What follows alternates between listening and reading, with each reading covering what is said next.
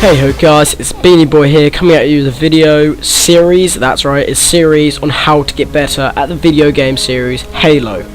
But please, first understand, I'm not an MLG player or an MLG pro and earning money out of Halo anyway whatsoever, but I do know how to win.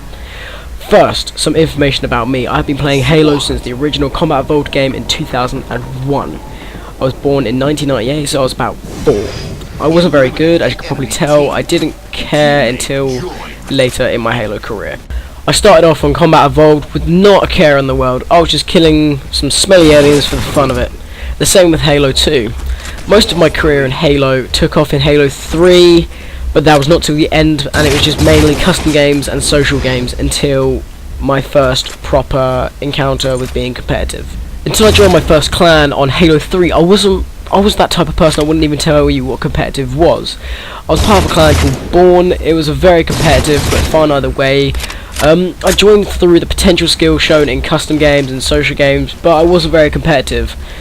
That changed pretty fast after joining the clan, but that's when I started really playing competitive, on the end of Halo 3 and on the start of Reach. This is where I really started to shine as a Halo player, in my opinion. I tried my best in every game to get a positive KD, and I always tried to set a target on who to beat on my team and the enemy team. This helped me having targets, which is another thing I will cover in today's video. After trying to learn how to aim my gun straight, I started studying the maps, such as spawns, weapon spawns, and possible camping spots for enemy snipers, DMRist rocket launchers, and also people using Spartan lasers that can intercept vehicles and air units, but this is mainly on Forge World maps such as Hemorrhage, etc. Which is going to make it kind of easy for you guys, because you don't have to do all this studying, because I've basically done it for you. I came up with mainly 2 strategies that basically work on the 2 types of Halo maps, which is large maps such as Halo 4's Longbow, or a small map such as Halo Reach's Powerhouse. I could use only Sword Base as an example for both of these, because this is a Halo Reach map. It's high, which makes it quite big, but it's small within radius. It's just high rather than the radius size, so it would be hard to use either strategy, but you could mix them both together. But the 2 strategies I'm talking about I have named and created myself, called reverse flanking, which may sound kind of dodgy, and wraparound. Reverse flanking is used for small maps, and wraparound is used for big maps. But we'll get onto the strategies in more depth later. The things I'm going to cover in this video are my career as a Halo player, which I've already done, controller configuration, maps and spawns, and self-given targets. First of all, I'm going to cover controller configuration.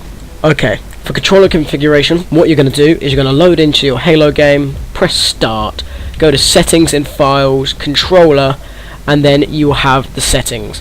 What you want to do is you want to have a look at what you've got, starting with look inversion. This is a personal preference thing. This is not me. I'm not going to tell you to set it to inverted or not inverted, because I personally play as an inverted player. That is my personal preference. There's nothing really you could do for a personal preference, but the difference is an inverted controller, down is up and up is down. A non-inverted controller is up and down is down. That is the best way I can really explain inversion, but it's really, like I said, a personal preference. You can't really pick it how you prefer it, and it doesn't make your gameplay any better. It just sort of is a personal preference. That's how many times I can say that. The second part of controller configuration is the look sensitivity. This is how fast you look around. In the official description written by 343 Industries and Bungie, in each game it says, select the speed at which you look around. Lower speeds are recommended for players that have aiming difficulties. Higher speeds are only recommended for experienced Halo players. For instance, I'm an experienced Halo player, so I go for look sensitivity 10. I would not completely recommend that. It really depends, in my opinion, on your weapon preference and another, again, personal preference. Weapon preference works what weapons you use and how your game style is played. For instance, I play close quarters, so that's how I play as 10. But if you are a long-range sniper, I would recommend something lower than 10, but not lower than 5. So about 7 to 8 I would recommend for a sniper. For somebody that is new to the game, I would recommend 5 because of the aiming is probably different to most games you've played, because you haven't got the ability to aim down a scope except by clicking down the right thumbstick and then zooming in, fair to say. But this is also how you've played other games as well. For instance, if you've played Call of Duty, the look sensitivity in this game is a lot less than Call of Duty. That's how people do their 360 quickscopes, etc. Because of you are basically spinning at a much higher speed, therefore you can do the 360s by the time to snipe somebody. But the look sensitivity in this is less, so the 10 on Halo is probably about an 8 or a 9 on Call of Duty. So if you're a Call of Duty player trying to get into playing Halo with some mates, you'll probably want to go with, probably, depending on your Call of Duty sensitivity, you probably want to go for one of the higher levels. So if you're about a 7, you probably want to go for a 5 or a 6.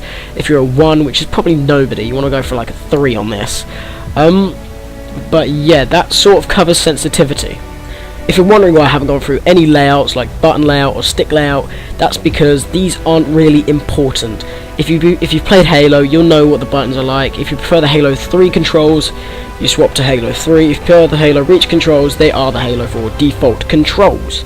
So therefore, you don't really need to mess about with them. They're sort of, if you played it, you'll like it. Because I really don't know anyone that enjoys playing as Southpaw, but they don't really sort of fit into how this works. The final thing I'm going to cover on controller configuration is auto-centering. Turn it off, that's all I'm going to say. All it does is when you move, it makes you look forward, which is kind of stupid. So whenever you're like looking down and left or something, checking your areas, checking your corners, etc., and then you move forwards, it's going to drag your aim forward, so you may miss something and get killed. I always have it disabled. It's so much easier this way, and you have more control over your character. It feels like someone's like mini managing something, and it's kind of annoying. Now moving on to self-targets. Basically, I'm going to taunt you with the maps and spawns till last, because it's probably the most important way to understand your enemy and increase your amount of kills. Setting yourself a target every game, it should be the same for a few games, which is get a certain amount of kills, headshots, or even get a positive KD. For instance, my target for every game now is to get a positive KD, top of the leaderboards, and a win. That's very high standards myself. That's because I've been playing Halo for quite a lot of time, and most of the time, not trying to sound cocky, I achieve my target. Some of you might think that setting a target is pointless, but it really does help train your mind to help you get that certain amount of kills as your target. After a while, your mind will sort of adapt to getting this amount of kills, then you can up your target, and therefore you'll be doing better overall in performance. And that is not talking sexually. Just get that just get that thought out of your head now, right now. Is it gone? Cool. Basically, what you want to do is set the target easy, then get harder over time. For instance, like I said, my target is to basically top of the leaderboard, positive KD, and win. That is my target. For a newer player, a target would be to get 5, maybe 10 kills to just up their game. And it doesn't matter if they get a low KD or low deaths, high deaths to low kills or something like that, as long as they reach their target. Once you reach your target, you can start working on the other things you want to work on over time, because you already know how to get a certain amount of kills. Using the strategies that I'm about to talk to you about, that can help you reach your targets. Finally, moving on to the final section of this part of the series is the strategies. I was thinking about putting this in the last episode, because this is something that I've developed over time, over Halo generations and different multiplayer stages. So you lot are basically getting this all from me. My little secrets, you might even know them, but I've just put them on YouTube into different perspectives, and I will show you how they work. The two strategies are once again reverse flank and wraparound. We'll start off with reverse flank.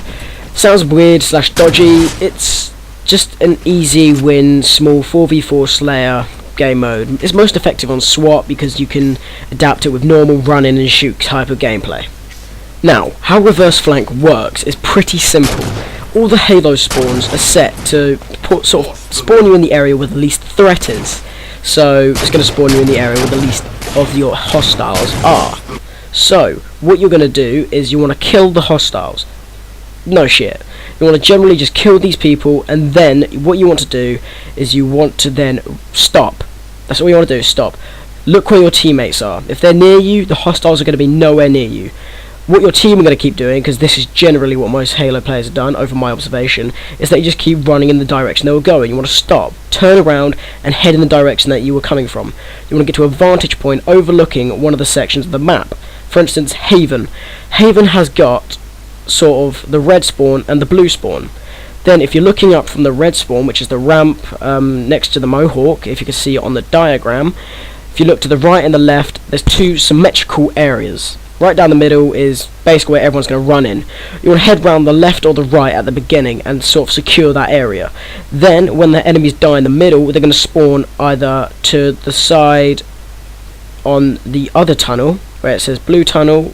If you kill them on the red tunnel side, they're going to spawn on the blue tunnel. If you killed them at the Mohawk, they're going to spawn at the open ramp or the ditch. That is where you want to aim your kills for. So if you kill someone at Blue Bridge, you want to head back round to closed ramp. That's going to help you because you are going to outflank them. There will be, if I'm correct, your teammate are running in. They're going to be caught in the fire at the section in the middle, which, you know, is never really a good idea. So what they're going to do is they're going to run in and draw the fire. As you turn around and move backwards towards the closed ramp, enemies will be camping there, usually in the ramp. This is of pure observation of what people do, and trust me. But moving on to the disadvantages of this strategy. It gets predictable, so this is probably the only disadvantage to it. Don't use it over and over and over and over again. Just keep to the outsides, don't sprint in the middle, and then, unless you're taking cover in the 4 sections around the entrances, and you're very accurate, which is something I'll cover in the next part of the video. Well, the series of the videos.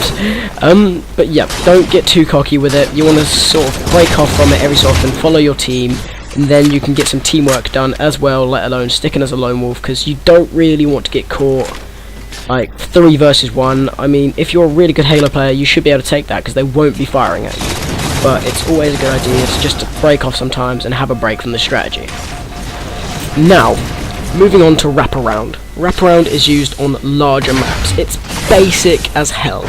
All you want to do is never run straight in. So we will use a longbow as an example. Longbow has the big section in the middle, has the 2 bases on either side, the gap around the side. If you come out of the blue base, I believe, you go straight to the right or straight in front of you.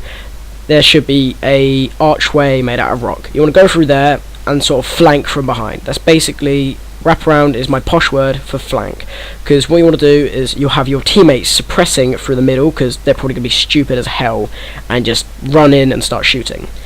And then you will be the one coming around from behind. I would recommend a DMR for doing this, but I'll go into loadouts more specifically in another video.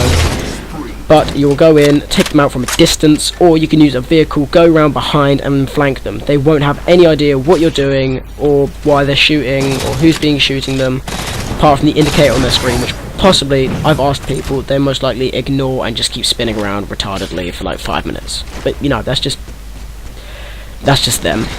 But I hope these tips really do help you, because wraparound is basically just really simple. But on the other hand, reverse flank is a little bit more complicated, so anyone needs any more help with reverse flank or wraparound or sensitivity issues or anything else to do with this part of the video, contact me easily either in the comments just by asking a question, on Twitter at Owen Smith. It was boring, but that's also in the outro. Also, you can also message me on Xbox, just that Beanie Boy, because I've now got the new name, and I will help you guys as much as I can. That brings us to the end of this video. I hope you guys enjoyed it, and I hope it helps. If you'd like to sort of feature in a part, etc., talking about how you do well with a specific weapon, such as a sniper rifle, because I do not specialise in sniper rifles. I am probably one of the worst people you'll ever meet with a sniper, but I can give basic advice on them, and I know how to use them effectively. Don't try and quickscope, unless you're using a binary rifle. Then I could teach you about quickscoping on a binary rifle any day. But that brings us to the end of this video, guys. Rate, comment, subscribe. I hope you enjoy this. Stay tuned for the next part. See you guys around. Join the army, guys. Join the Beanie Army.